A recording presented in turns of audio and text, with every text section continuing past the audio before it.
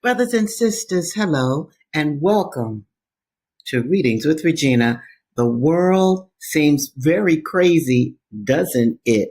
So I thought I would start off today with a poem by the great Julia Wright, daughter of Richard Wright, because she kind of encapsulates a lot of what is happening right now, locally and internationally. And this particular poem is called Black Ice Winter, and it is dedicated, of course, to George Floyd, Renee Nicole Good, and Alex Preety. All right.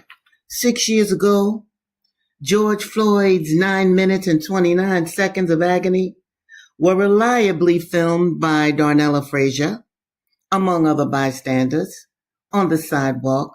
Today, less than a mile away from this memorial site, it is an army of protesters that film the murder in plain daylight of Renee Nicole Good. Not just one happenstance youthful witness, a legion of videos is going viral. Not just one. Today, we know that ICE is the rear guard of the Pentagon protected Delta Force that kidnapped Maduro and Celia in Venezuela. Today, ICE flaunts against unarmed people in our streets, AI weapons tested on our brothers in Gaza and the West Bank. Today, we know that Epstein and his co-conspirators, named one by one, helped to tie it all together. The dots between United States imperial wars are worldwide, from unburied file to unburied file, from outside to inside, from genocide to genocide, and our planetary protests will no longer be content with toppling statues. That's Julia Wright. Let me show you her book, For the Baby Ancestors in Gaza. Now, this particular poem is not in the book, but I just wanted to read this to you. I'm on a listserv with the good sister. I'm on Mia listserv, and she shot out this poem, and I felt it was worth reading to you, although I do recommend you're getting her book. Now, check this. The police been killing black people for years. They've been killing us when they enslaved us. You dig? And then once slavery was over, because of the many insurrections, because that was not a gift, that was fought for, then the police started killing us. I think you all remember Breonna Taylor. Boom! You just bust into her house and killed the sister. You remember Trayvon Martin? Oh, that baby. Oh, they tried to turn him into a criminal. Oh, in the trial. See, because black people are criminals to this system. This is how they have characterized us. Amadou Diallo, 41 shots. 41 shots. This is what they do to black people.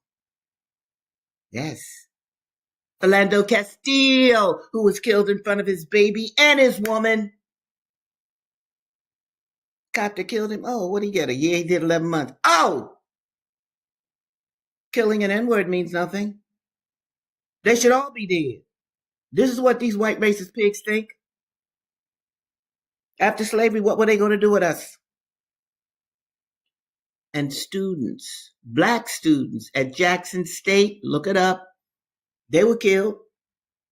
White students at Kent State, they were killed. Now, I could go on, but I don't want to do that. This is Readings with Regina, and I'm going to get to the books. But I also want to talk to you. If you saw the thumbnail, you saw a picture of Kathleen Cleaver. I'm going to talk a little bit more about that good sister. She's with us. All right. But I want to talk to you about what that image of that good sister meant to me as a teenager. And she was only a few years older than me.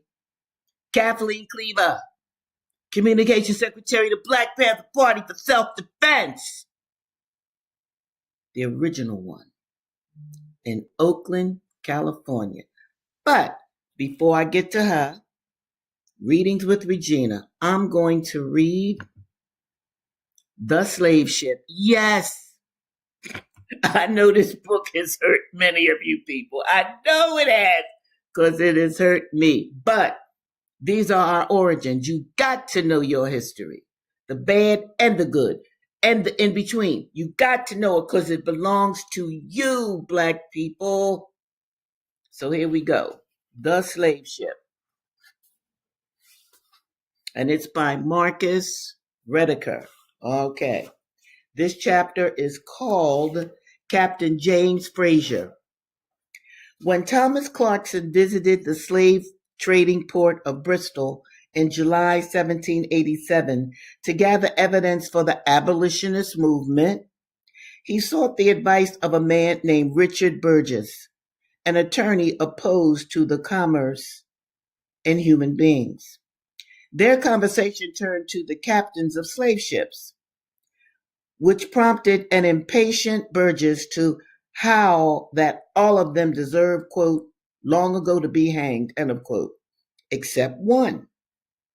That one was Captain James Frazier of Bristol, a man who spent 20 years in the slave trade, voyaging 5 times to Bonny, 4 times to Angola, and once each to Calabar, the Windward Coast, and the Gold Coast. Nor was Burgess the only abolitionist to praise Frazier. Alexander Falconbridge, the physician who penned a searing indictment of the slave trade, sailed with Frazier, knew him well, and said, quote, I believe him to be one of the best men in the trade, end of quote. Clarkson, too, eventually joined in the chorus of praise. Captain Frazier ran an orderly ship with a minimum of coercion, or so he claimed when he testified before a parliamentary committee in 1790. Quote, the Angola slaves being very peaceable, it is seldom necessary to confine them in irons, and they are allowed to go down between the decks and come up on deck as they find the weather warm or cold, end of quote. They were as cheerful on board. He added that he treated the Bonny and Calabar slaves differently, as they were more, quote, vicious and inclined to insurrection. But here, too, he was moderate by the standards of the day. Quote, as soon as the ship is out of sight of land, I usually took away their handcuffs, and soon after their leg irons. I never had the slaves in irons during the Middle Passage, not even from the Gold and Windward Coasts, excepting a few offenders that were troublesome in the ship, and endeavoring to persuade the slaves to destroy the white men. He always provided the enslaved with clean apartments, exercise, and, quote, frequent amusements peculiar to their own country, end of quote. He offered abundant food to which they were accustomed in their native land. For those who refused to eat, Frazier explained, quote, I have always used persuasions. Force is always ineffectual, end of quote. The slaves who sickened got a special hospital berth, and, quote, the surgeons always had orders as well as free leave to give them anything that was in the ship, end of quote. Perhaps the most unusual statement he made to the parliamentary committee was the following, quote, we generally appoint the most humane and best disposed of the ship's company to attend to the slaves and serve their provisions, end of quote. He would not tolerate abuse. Quote, I have with my own hands punished sailors for maltreating the Negro, small n, end of quote. I have with my own hands punished them. It followed logically from these practices that mortality for sailors and slaves on his ships was modest, with one exception of an epidemic. He insisted that he always treated his sailors with, quote, humanity and tenderness, end of quote. He cited as proof of this their re-enlistment on subsequent voyages, some 3 or 4 times as he recalled. Indeed, Falconbridge sailed with him on 3 voyages. Falconbridge contradicted Fraser's testimony in several key respects. He thought a greater portion of the enslaved were kidnapped than Fraser was willing to admit, and that Fraser himself would buy the kidnap without any asking questions.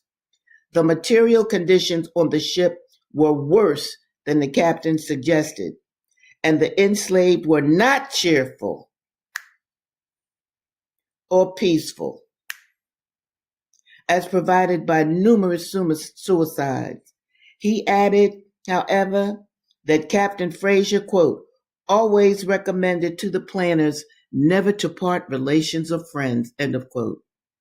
And Fraser did, as he said regarding the crew, he treated them exceedingly well. He always allowed them a dram in the morning and grog in the evening when any of them was sick. He always sent them victuals from his own table and inquired every day after their health. Yeah, sure he did. Because he could then sell them. He's going to sell these people.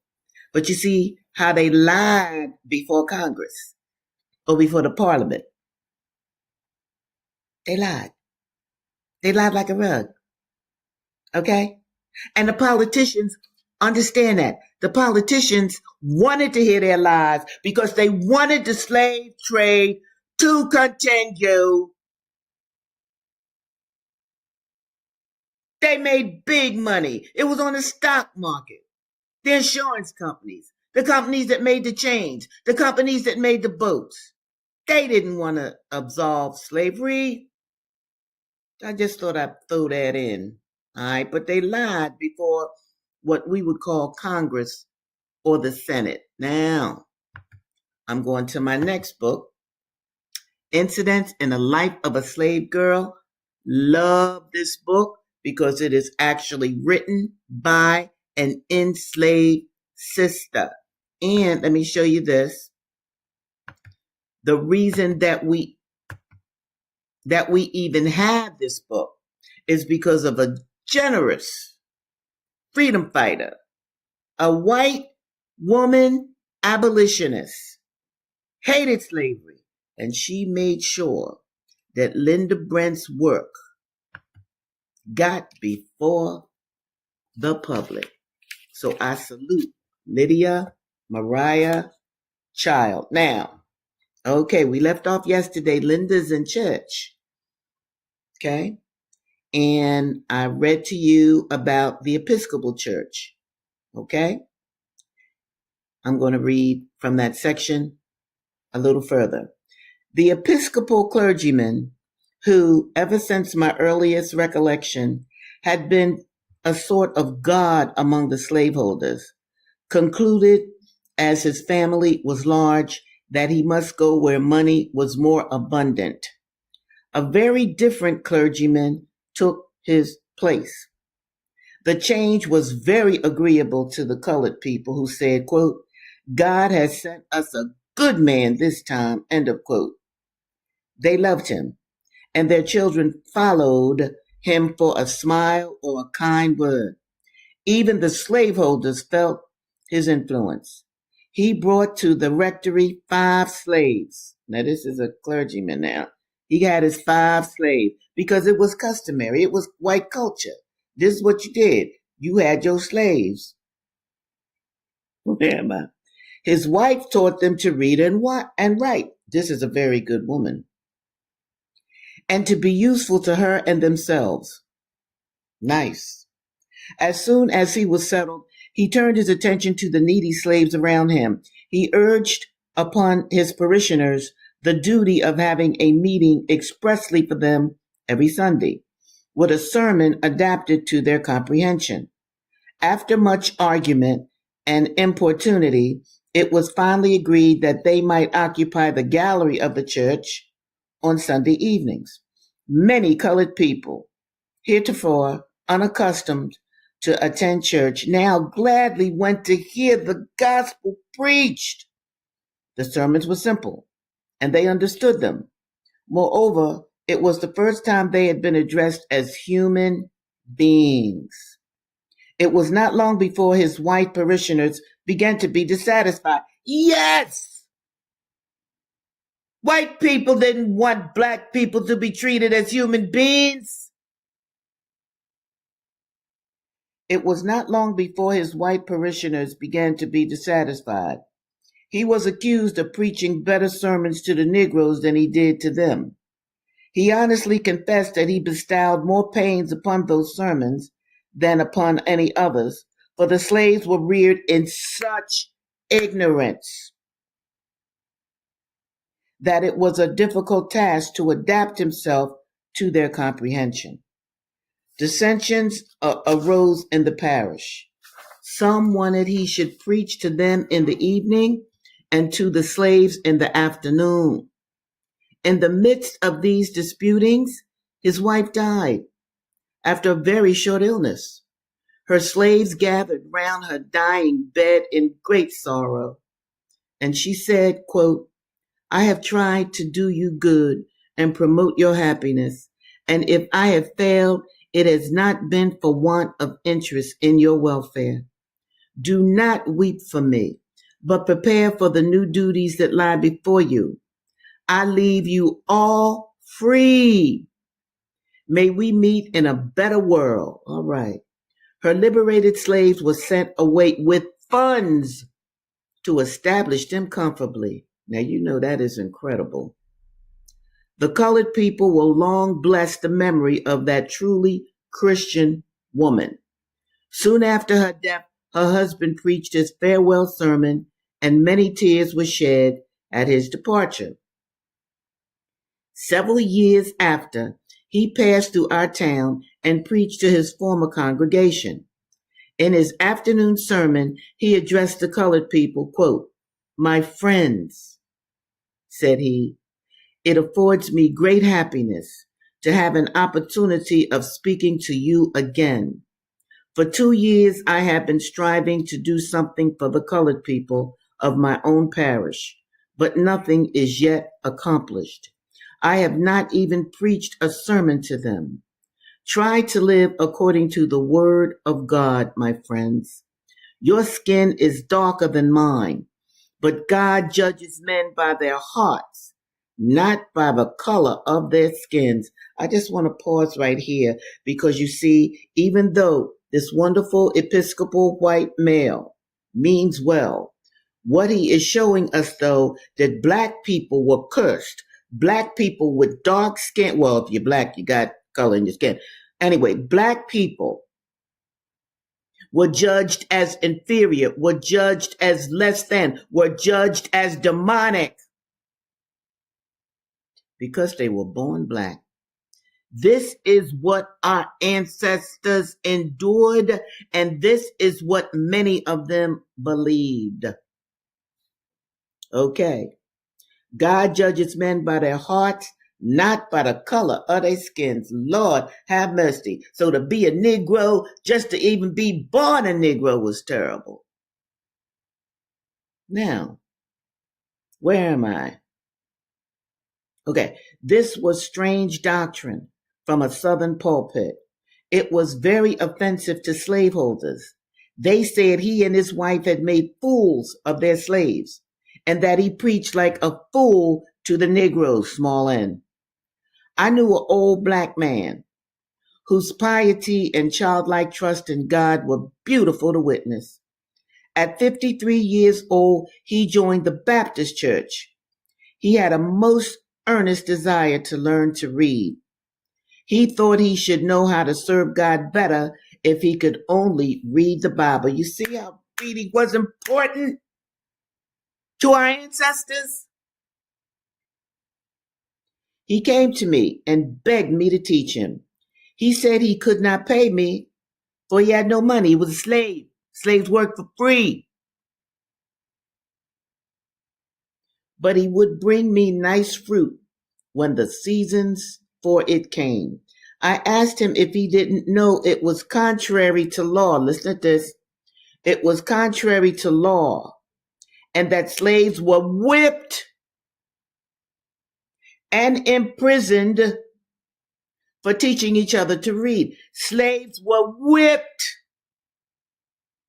and imprisoned for teaching each other to read. This brought the tears into his eyes, but I said, quote, "Don't be troubled, Uncle Fred," said I. "I have no thoughts of refusing to teach you." I'm going to stop right there.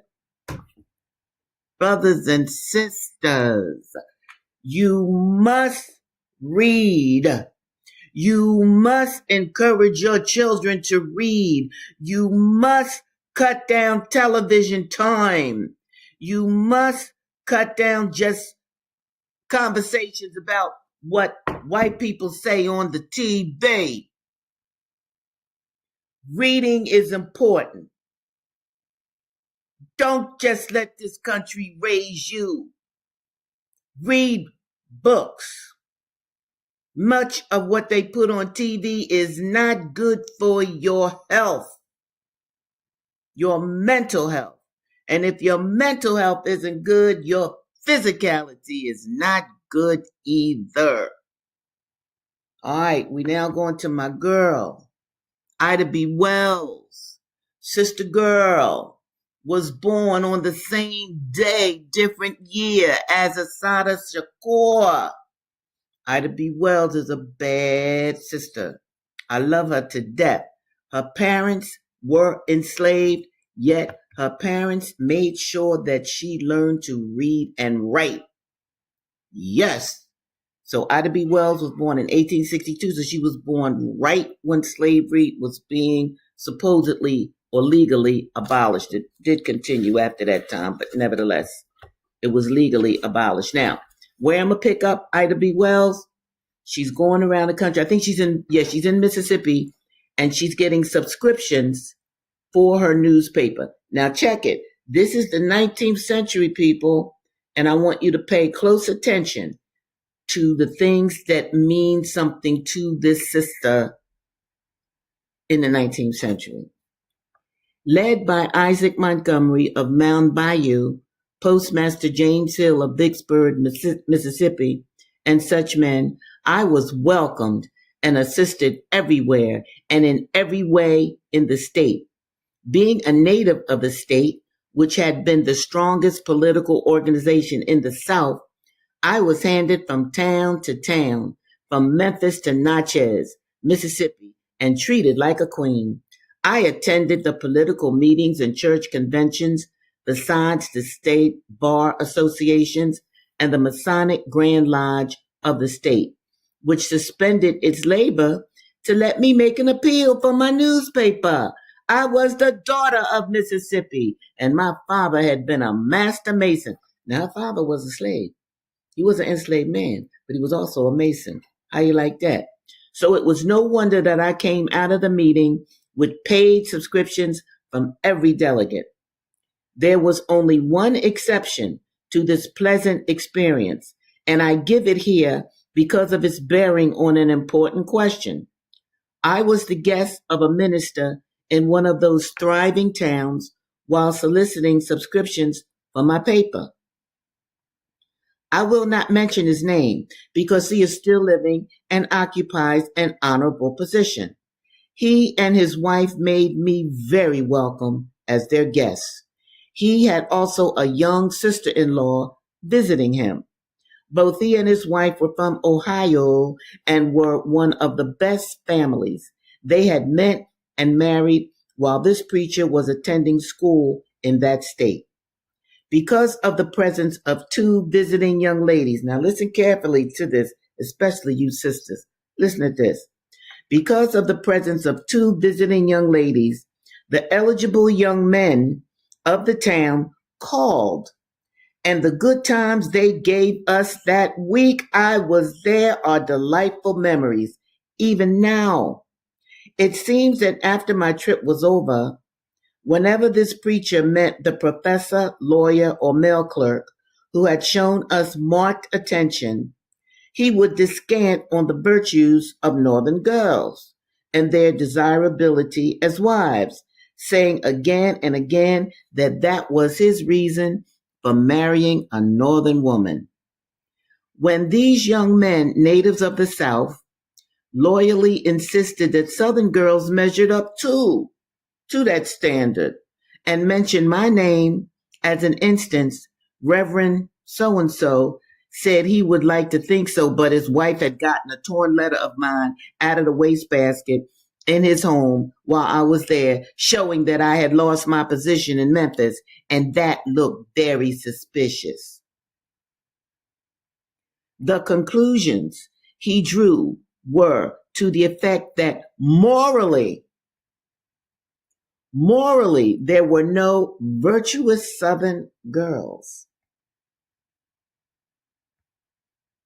James Hill, who was then postmaster of Vicksburg, who was also born in Holly Springs, who had been my father's friend, and who had known me since I was born, heard this story. On one of his trips to Memphis, he called on me. Before leaving, he very casually inquired when I was coming to Vicksburg again. I told him I wasn't sure, but it would be sometime in the near future. He said, quote, "Well, when you come, do not stop at Reverend so-and-so's again." Of course, I wanted to know why. He said I ought to be satisfied that he had good reason for so advising me. I insisted upon knowing the real reason. Then he told me what the young men had told him about the minister's remarks. James Hill was a bachelor and therefore had no home of his to invite me to. Do you hear this, people? You didn't go to no young man's house unless you were married to him, or unless you were with your brother or your uncle or your father or something. You didn't go to a single young man's house in the 19th century if you were morally thoughtful, as is Ida B. Wells. Okay, I'm going to say that again. James Hill was a bachelor and therefore had no home of his own to invite me to, but he promised to look up a nice stopping place for me when next I found I had come to Vicksburg. When I heard what this preacher of the gospel had said, I immediately wrote him telling him that I was to be in his town on a certain day and I desired an audience with him, touching some remarks he had made reflecting on my character. I'm going to stop right there. I'm going to stop. Do you understand what her good name meant? What her reputation meant? 19th century black woman. She was not going to have her reputation smeared. She was morally conscious. She was virtuous.